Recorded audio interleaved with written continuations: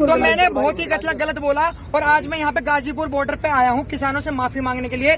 तो मैं सभी किसान भाइयों से माफी मांगता हूँ। और 1947 को पंडित जवाहरलाल नेहरू ने एक भाषण दिया था लाल किले पे, उसकी वजह से आज ये देखने को मिल रहा है जैसे महंगाई है, तमाम समस्याएं देश में, उसके कारण उत्पन्न नहीं है। आपका क्या मानना है? अच्छा, एक बात आप मुझे बताइए, आपने खाली उन्हीं का बयान सुना है? भाई साहब, भाजपा नमूनों की टोली है और ये तो सिर्फ एक छोटा सा, आप ये समझिए, ट्रेलर है। पिक्चर दिखाने वाले तो एक से बढ़कर एक नेता हैं। उन्होंने ये पूछिए कि नेहरू जी ने 15 अगस्त 1947 को भाषण दिया, तब देश में महंगाई कैसे हो रही है? वित्त मंत्री कह देती हैं प्याज के बढ़ते दाम को लेकर मैं प्याज ही नहीं खाती। ठीक है जी। इनका एक नेता कह देता है जी कर्नाटक में हमने गंगा साफ करने पर लाखों रुपया बहा दिया। अब भैया, कर्नाटक में कौन सी गंगा बह रही है, जरा ये भी बता दो। एक नेता इनका कह रहा है कि बीफ खाओ, मुर्गा मछली ये मत खाओ। एक और यूपी में टीम बन रही है गोरक्षा दल के नाम पर, दूसरी ओर ये कह रहे हैं बीफ खाओ। तो इनके नेता एक से बढ़कर एक टीम में नमूने हैं, कलाकार हैं, ये बात मैं आपको बता दूं। हाँ, कांग्रेस में नहीं है, कांग्रेस में नहीं है भाई। मैं किसी पार्टी को सपोर्ट नहीं करता हूँ और मैं आपको बता दूं कि कांग्रेस में हो चाहे बीजेपी में हो, नमूने सारी पार्टी में एक से बढ़कर एक हैं। आप कांग्रेस सपोर्ट रहे हैं, बीजेपी सपोर्ट रहे हैं, ये बता दो आप। तुम किसी चीज के भी नहीं तो फिर आपको आपत्ति क्यों हुई मोदी जी की इस बात से? इस बात से हुई, देखो यार, अब तुम ऐसे बिना वेरीफाई करे तुम कह रहे हो कि सपोर्टर हैं ये हैं। एक बात आप मुझे ये बताइए जी, कोलकाता में किसकी गवर्नमेंट है? किसी की भी। अरे आपको इतना नहीं पता क्या कोलकाता में किसकी गवर्नमेंट है? मैं तो आपकी इज्जत बचाने के लिए कर रहा हूं। अरे भैया, इज्जत मेरी इज्जत मत बचाइए। सुनिए मेरे को, सुनिए एक मिनट। मेरी इज्जत आप ना बनाने वाले हैं और ना मेरी इज्जत को बिगाड़ने वाले हैं, ठीक है ना? आप ये बताइए कोलकाता में किसी, अरे आपको, अरे यार भैया, संबित पात्रा बनने आए हो क्या? बोलते रहो, गट्टे करते रहो क्या? तुम कन्हैयालाल बनने आए हो क्या? आप एक बात बताइए, एक बात आप मुझे बताइए, पश्चिम बंगाल में गवर्नमेंट किसकी? आपसे जो सवाल पूछा जाए उसका जवाब हो तो बताइए, वरना मना करिए, मुझे नहीं पता। भाई बताओ, आप ये बताइए। अरे भैया, तुम बता दो। अरे भाई मेरी बात सुनेंगे आप? पश्चिम बंगाल में किसकी गवर्नमेंट है? ममता बनर्जी की है या नहीं है? टीएमसी की है या नहीं है? टीएमसी की है या नहीं है? मैं आपकी तरह पॉलिटिक्स में क्या करते हैं आप? क्या करते हैं आप? क्या मैं काम करता हूँ? क्या काम करते हैं आप? ईयरफोन का काम करता हूँ। किसका? ईयरफोन का काम करते हैं। कभी आप कहते हैं किसी न्यूज चैनल पे आके कि मैं 12th में पढ़ाई कर रहा हूँ, 12th में पढ़ाई कर रहे हैं, ईयरफोन का काम कर रहे हैं? भाई दोनों कर रहे हैं। 12th का तो सबका रिजल्ट आ गया, आप कह रहे हैं कि आपकी पढ़ाई चल रही है। यही कमी है देश में मेरे भाई। सुनिए, आप यंगस्टर से, अरे सुनने का काम करेंगे, सुनने का काम करेंगे। आपको पता है इस देश के अंदर हर दिन कितने लोग भूख से प्रभावित हैं? इस देश के अंदर आपको पता है SSC GD के अंदर अब की बार कितने क्वेश्चन गलत दिए गवर्नमेंट ने? आपको पता है सिविल सर्विस की भर्ती कितने टाइम से नहीं हो रही है? आपको पता है इस देश के अंदर बेरोजगारी का क्या आंकड़ा है? आपको पता है खत्म हुई है क्या?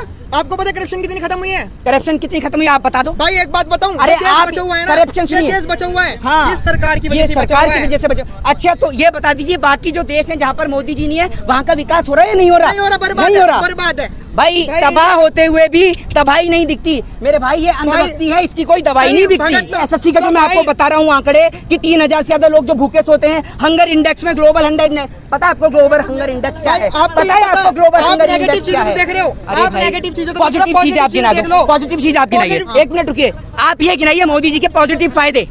आप मोदी जी के पॉजिटिव फायदे गिनाइए, क्योंकि मैं भी नहीं जानता हूँ। बिल्कुल, मैं आप गिनाइए। अरे मैं बता रहा हूँ भाई, शिक्षा अच्छी हुई, शिक्षा अच्छी हुई, बिल्कुल। कहाँ अच्छी हुई बताइए? एजुकेशन का बजट, एजुकेशन का बजट, एजुकेशन का बजट, एजुकेशन का बजट गिनाइए। अरे भैया, मैं आपको गिनवाने को तो मैं इतने पहली, अरे हो जाएगी। कहाँ पे हुई है शिक्षा अच्छी है तो बताइए भाई। दिल्ली में हुई है। यूपी में स्कूल नहीं खुले हैं, आप शिक्षा बेहतर हुई है? अरे मोदी हाई स्कूल से ट्रेनिंग लेके आए हैं झूठ बोलने की। मेरी 72 साल में सबके कपड़े घिस गए, सबके पैर घिस गए। अच्छा, सबके कपड़े घिस गए, कलम घिसते घिसते के राम मंदिर बनेगा। अच्छा, फाइनली बन चुका। ये कमी है देश के यंगस्टर की, आधी अधूरी जानकारी लेके बैठे हैं। 12th कर रहे हैं, इसीलिए कह रहा हूँ पढ़ाई पे ध्यान दे लो। सुनो, अब सुनो बात। राम मंदिर कोर्ट ने बनवाया है, वरना जिस तरीके से 3 तलाक का मुद्दा पार्लियामेंट से पास होता है ना 300 सांसद के बहुमत से, वैसे ही 133 करोड़ जनता के आराध्य मर्यादा पुरुषोत्तम भगवान श्री राम को कोर्ट के दरवाजे के चक्कर क्यों लगाने पड़े? सवाल का जवाब दो। बीजेपी ने बनवाया है राम मंदिर। अरे मेरा हाथ मत पकड़ो। मैं, अरे भैया, मैं सुनिए, क्योंकि अंधभक्तों की कोई दवाई नहीं है, ये अंधभक्ति की कोई दवाई नहीं है। आप 10 रुपए दोगे राम के नाम पे? अरे सुनिए, हमारे राम, अरे मैं बता रहा हूँ, सुनिए हमारे राम की जो आप बात कर रहे हो, ठीक है? आपको पहली बात मेरे भाई ने बोली शिक्षा अच्छी हुई, ये नहीं पता कहाँ अच्छी हुई। जैसे बोला ना, क्या सुनने का दम रखोगे? ठीक है भाई, बोलो भाई। जैसे योगी जी ने एडवर्टाइजमेंट किया ना, उत्तर प्रदेश का एडवर्टाइजमेंट दिल्ली में कि 4 करोड़ रोजगार मिला, ये नहीं पता कहाँ मिला। ऐसी भाई ने बोला शिक्षा अच्छी हुई, लेकिन ये नहीं पता कि कहाँ मिली। दूसरी बात, इन्होंने बोला राम मंदिर। अरे देश की 133 करोड़ जनता के आराध्य मर्यादा पुरुषोत्तम भगवान श्री राम, उनके लिए 10 रुपए का चंदा देंगे? अरे देश के अंदर ऐसे ऐसे लोग हैं, सरकार है जो हिंदुओं की सरकार अपने आप को बताती है, वो राम के नाम पे चंदा मांगती है। नया संसद बनाने के लिए, पीएम कार्यालय बनाने के लिए कोई चंदा नहीं, और राम के नाम पे चंदा। किसान बैठा हुआ है, इसको किसने चंदा दिया है? ये बैठा हुआ है, आपको अच्छा लगता होगा ना? बिल्कुल अच्छा नहीं लगता भाई। तो अच्छा नहीं लगता तो ये मोदी जी से कहते क्यों नहीं? आपके या आपकी सरकार के किसी नेता की इतनी औकात नहीं है कि इनके हाथों को खरीद सके, इनकी कीमत लगा। सुनिए, अरे सुनने का दम रखिए, सुनने का दम रखिए। ये हाथ जो देख रहे हैं, इनकी जो खाल सुकड़ी है, ये घर में बैठ के या फिर वो पीएम कार्यालय में बैठ के नहीं हुई। इन्होंने पैसा अपना सींच के, जब सुबह 4 बजे प्रधानमंत्री मोदी अपने कार्यालय में बैठे होते हैं ना, तब ये उठकर देश की जनता के लिए पेट भरता है। और दुर्भाग्य इस बात का है कि आप जैसे लोग इसके हाथ का अनाज खाते हैं और गाली भी इसी को देते हैं। इसीलिए कहता हूँ, समझिए, पढ़िए, लिखिए। मैं तो अनपढ़ हूँ, आप एजुकेटेड हो। आप ये बताओ, अगर 3000 करोड़ रुपए अगर पूरे देश में बांटे जाते तो कितने रुपए आते हैं? एक बात आप, हाँ मैं आपको बताता हूँ, 133 करोड़ की आबादी है, 3000 करोड़ की सरदार पटेल की मूर्ति का जो रॉ मटेरियल आपने बताया, इसको ये सुनिए, ये संबित पात्रा वाले एक्शन जो डिबेट्स वाले हैं ना, ये वहाँ दिखाइएगा। पहले ये बताइए, देश की आबादी कितनी है, जनसंख्या कितनी है? 135 करोड़। और अगर 135 करोड़ नहीं हुई तो फिर क्या करेंगे? पहली बात तो फिर तुमने स्टैटिक्स नहीं पढ़ी। ऑफिशियल स्टैटिक्स आंकड़ा पढ़िए, ऑफिशियल स्टैटिक्स आंकड़ा पढ़िए। आज तक कभी भाई होता ही नहीं है, ऑफिशियल नहीं होता, नहीं होता भाई। कौन कहाँ नहीं होता?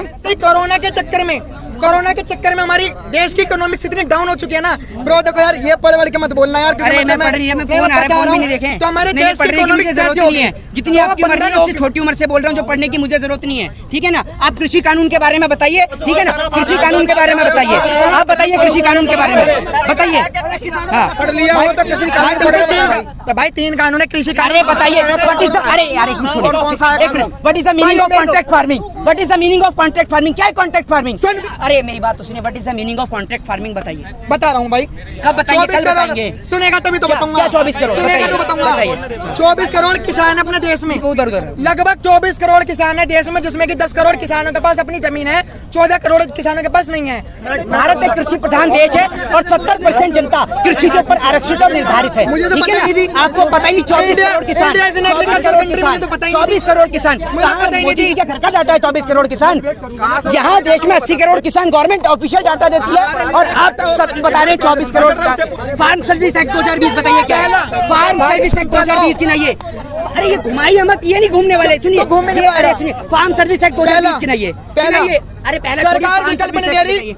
जो बाजार है, सरकार ने कहा अपने पास से बेचो, हमारे से रिलेशन खत्म। अच्छा, हाँ। अरे मतलब जो एक बात बताइए, गन्ने की फसल 2 दिन में सूख जाता है गन्ना। किसी ने गन्ना उगाया, मान लीजिए 5 टन गन्ना उगाया, तो उसको लेकर भोपाल जाएगा, इतने का डीजल फूकेगा, है ना? डीजल फूकने के बाद में फिर उसमें टोल टैक्स भी देगा, और तब जाके देखेगा तो गन्ना तो सूखा पड़ा हुआ है, तो सरकार क्यों नहीं लेगी? और एक बात बताइए, ये मोबाइल फोन है, अब सुनिए, और घर पे जाके बताइएगा भी और भी लोगों को, ये मोबाइल फोन है। अगर इस मोबाइल फोन का स्टॉक खत्म हो गया ना, सिर्फ मेरे पास ही आ गया, तो बाजार में इसकी कीमत बढ़ जाएगी। इसको इकोनॉमिक्स बोलते हैं, ठीक है? पता? हाँ, सुनिएगा, ठीक है? तो अगर आप अनाज को रखने का स्टोरेज दे देंगे, किसान के हाथ से हटाकर अंबानी अडानी को दे देंगे, 1 मिनट, गंगा जी से 1 बाल्टी पानी भरो चाहे 1000 बाल्टी नहीं भरो, कोई पैसा लेता है? नहीं लेता ना। अब वही फ्री में मिलने वाला पानी जब मल्टीनेशनल कंपनी की नजर में आता है, तो वो इसको 10 रुपए लीटर, 20 रुपए लीटर किन्ने और बिस्लरी के जरिए बेचते हैं। तो ऐसे ही जब किसान की फसल इनके हाथ में लगेगी, तो जो आलू आपको आज, हमें और आपको